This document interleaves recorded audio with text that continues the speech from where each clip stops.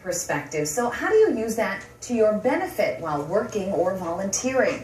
Joining us now is Chief Transformationist and Executive Coach at DZ & Associates, Dana Zerbakken, and her training dog, Bowser, with strategies on how to create a cohesive team with different perspectives. And this is really important because we all have a different perspective. We all have a different perspective, and a lot of times if we have an established team and somebody new comes into the team, we want somebody with new ideas and energy, but how do we make all that work?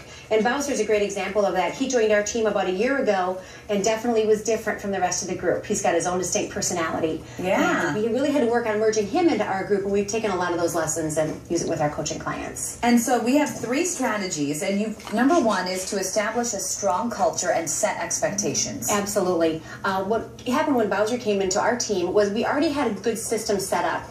The other members of our team already knew what they should be doing, when it should happen, so it was easier for him to understand what the expectations were. And often as leaders, we don't really set clear expectations. We just assume everybody knows, but don't necessarily put organized expectations or parameters into place. And then when you do that, make sure you widen the boundaries. Yes, there's a fine line between setting expectations and having control.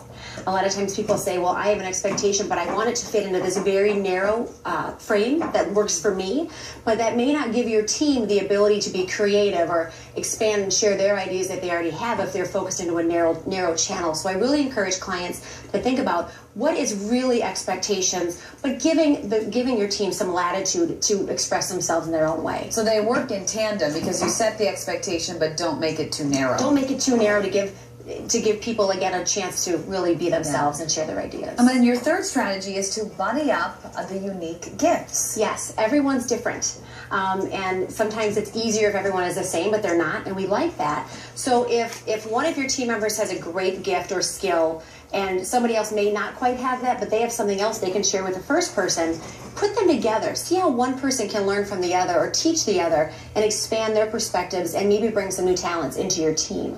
And then if you're not the one creating the teams, but you're maybe a team member, a good idea to kind of find somebody you can work with, or maybe ask somebody, hey, can we team up on this? Absolutely. And even to reach out to the people that aren't like you. They're more interesting. The people that are like you already know how they think and how they work. So reaching out to somebody who's a little different than you.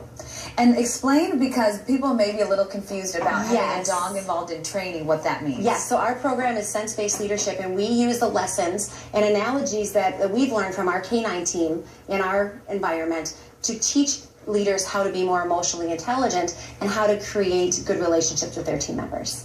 Bowser, he's such a good boy. And he's part of that, and he's very tired today, apparently. He's really good at teaching how to be calm, right? He's very good. He does more than this, so for people who are going to have us into their businesses, he does more than this. But this just shows what a good boy he is, because on live TV, he's just totally cool. Absolutely. Absolutely. He's great. Dana, thanks so much. Bowser, you too, buddy.